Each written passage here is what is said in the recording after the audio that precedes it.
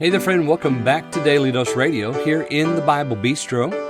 Would you come on in here with me and let's sit down together and open our Bibles up. Today we're looking at Psalm 7, verse 14. So today, just verse 14. And this part of Psalm 7 actually begins a section. It continues the idea that God is angry with the wicked every day. And if God doesn't turn from that anger, he's going to whet his sword and bend the bow and string it, prepare his arrows, because they are ordained for the persecutors. But then we turn our attention now from God to the wicked. So he judges the righteous, but he's angry with the wicked every day. Why? Why is he angry with the wicked every day? Well, we're going to find out in verses 14, 15, and 16 really tell us about the pitiful doom of the wicked.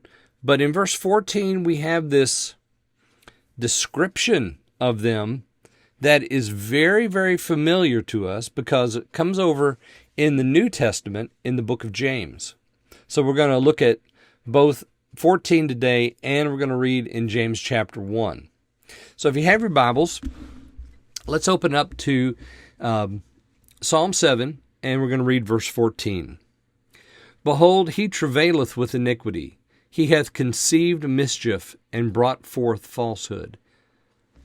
All right, that's verse 14. Now compare that to God if he doesn't turn. He sharpens his sword, he bends his bow, he prepares the instruments of death. Well, here we're turning now to the wicked, and they travail with iniquity, conceive mischief, and bring forth falsehood. So just like God preparing his instruments, so the wicked man is preparing something as well, but what he doesn't realize is that it's leading to his death. So now we're going to look at James chapter 1. The book of James, there's so many comparisons between James and Psalms and James and Proverbs. And here in chapter 1, and verses, I'm going to read 13 through 15. It's just, it's amazing. Let me just read the verses. James 1:13, starting there. Let no man say when he is tempted, I am tempted of God. For God cannot be tempted with evil, neither tempteth he any man. But every man is tempted when he is drawn away of his own lust and enticed. Then, when lust hath conceived, it brings forth sin. And sin, when it is finished, bringeth forth death. So you see the progression. So again, it's like in chapter 7, he travails with iniquity, he conceives mischief, he brings forth falsehood. Here in James, it's when lust has conceived, it brings forth sin, and sin, when it is finished, brings forth death. So you see the progression of the wicked man, the one who is outside, the one who has no covenant with God. This is a problem for him. And these steps lead to his death. Now, tomorrow we're going to look at verses 15 and 16 and just see how the sin conceives and brings forth death.